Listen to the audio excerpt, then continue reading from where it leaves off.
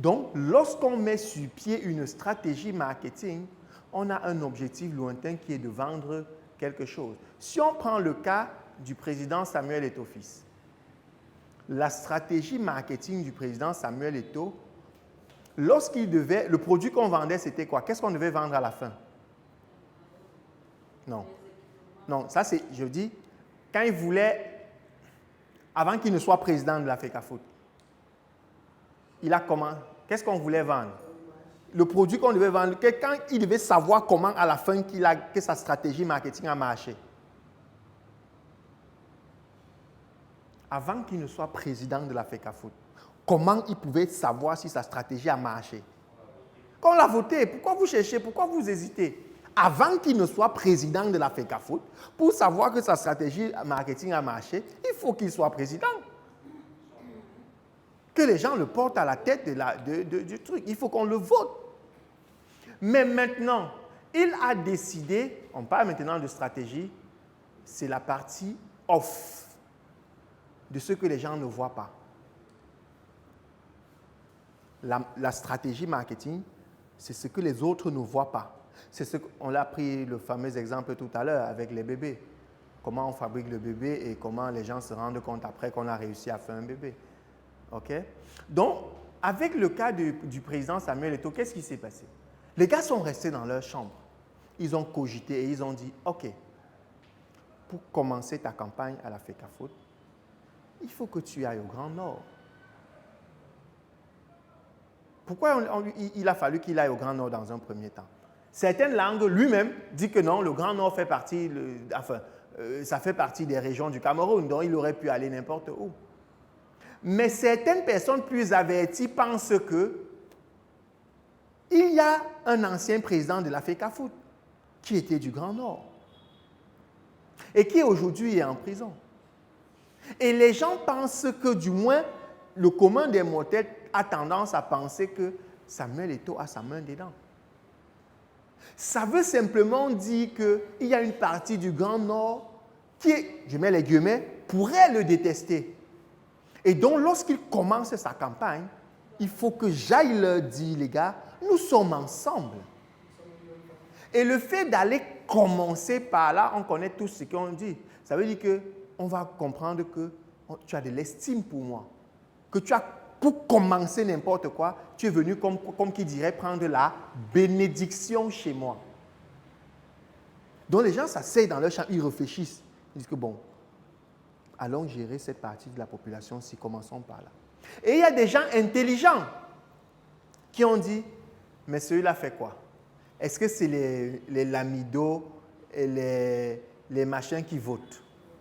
Est-ce que c'est les chefs du village qui votent? Est-ce que c'est les ceci qui votent? Mais ils n'ont pas compris la notion d'influence. Ceux qui pensaient que ce n'est pas le chef qui vote, c'est celui qui n'a pas compris. Il est parti rencontrer les chefs dans pratiquement toutes les 10 régions du pays. Même si on est d'accord qu'il a aussi rencontré les personnes même qui devaient voter pour leur vendre le projet. Mais il ne s'est pas arrêté là. Il a rencontré la population Cameroun tout entier. Samuel Eto'o a organisé des événements où il a invité une partie de la population. Ils étaient à Canal Olympia, il a présenté son projet et c'était filmé.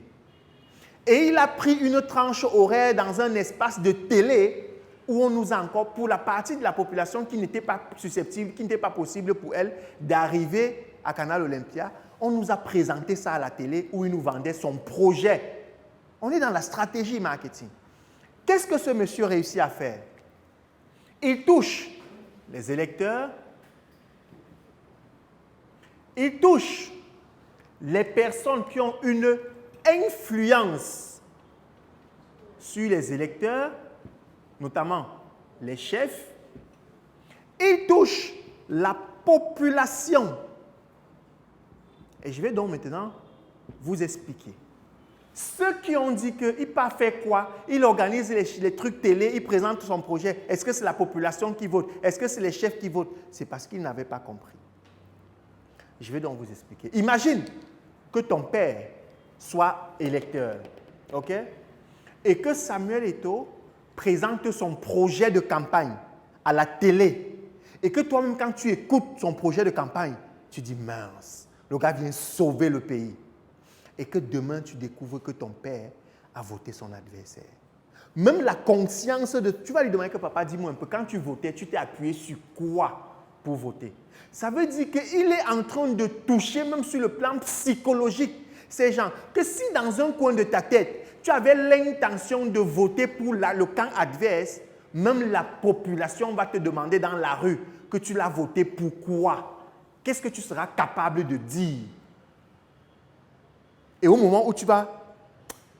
Regarde, ça veut dire que si tu n'as pas quelqu'un d'autre qui te propose quelque chose de vraiment pertinent, de vraiment construit, tu ne peux pas t'égarer à voter une autre personne parce que tu n'as aucun outil pour te défendre. Tu vas dire après que je l'ai voté pourquoi. Ça, c'est une chose.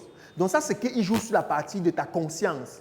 Que toi-même, si tu es quelqu'un de conscient, tu commences à te demander. Parce que quand il te met en avant qu'un joueur camerounais aura désormais 100 000 de salaire au minimum. Il faut vous souvenir toujours du SMIC au Cameroun, c'est 36 000 et poussières. Donc, quand il te dit qu'un joueur camerounais aura au minimum 100 000, ça veut dire qu'il a mis un joueur camerounais 3 fois au-dessus du SMIC. Ça veut dire que le joueur camerounais qui hier avait du mal à se nourrir déjà lui-même et qui avait encore une famille derrière lui qu'il ne pouvait déjà pas nourrir. Les joueurs camerounais qui hier étaient des gars qui dépendaient d'autres personnes, on leur donne aujourd'hui la possibilité non seulement de se prendre en charge, mais de prendre en charge d'autres personnes. Et toi qui vas voter, tu vas leur refuser ça. Pourquoi? C'est la conscience, on joue dans ton tibia. Maintenant, dans un autre temps, il se dit, on peut arriver dans une situation où tu ne comprends pas ça, que malgré ça, ça ne t'influence, ça ne te touche pas. Il va voir le chef. Il faut savoir ce que représentent les chefs dans nos traditions au Cameroun. J'avoue que dans certaines régions, les chefs n'ont pas le même impact. Le Grand Nord, à l'Ouest, dans le Grand Ouest, les chefs ont un poids qui ne dit pas son nom. Ça veut dire que le chef est capable de dire que toi, ce que tu fais en ville là, je ne veux plus te voir ici au village. Ça devient problématique. Donc, ce qu'il fait, c'est que quand il part causer avec les chefs, on ne sait pas de quoi il parle. On dit qu'il parlait saluer, mais il est où? Il est dans l'implémentation. Il est dans la partie communication de sa stratégie marketing qui a déjà été pensée en arrière. Donc, quand on le voit aller sur le chef, c'est déjà la partie visible d'une stratégie qui avait été mise sur pied. Mais j'essaye de réfléchir.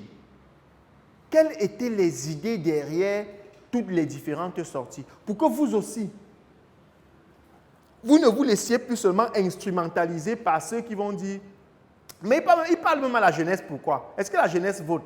Et tu vas aussi dire en même temps, ils n'ont même pas tort. Non, tu dois être capable d'aller au-delà de ce que tu vois et de ce qui est dit. Parce que derrière chaque action posée, tu dois te demander quel est l'objectif visé.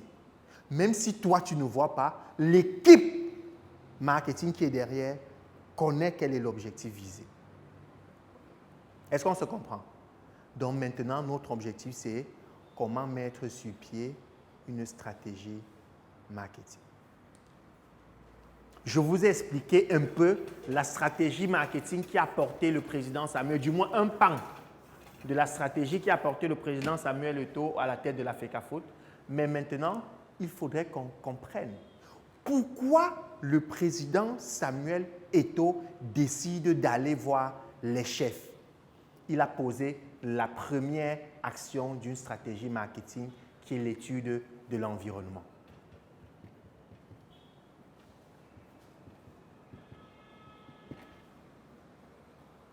Vous ne pouvez pas mettre sur pied une stratégie marketing si vous ne comprenez pas l'environnement.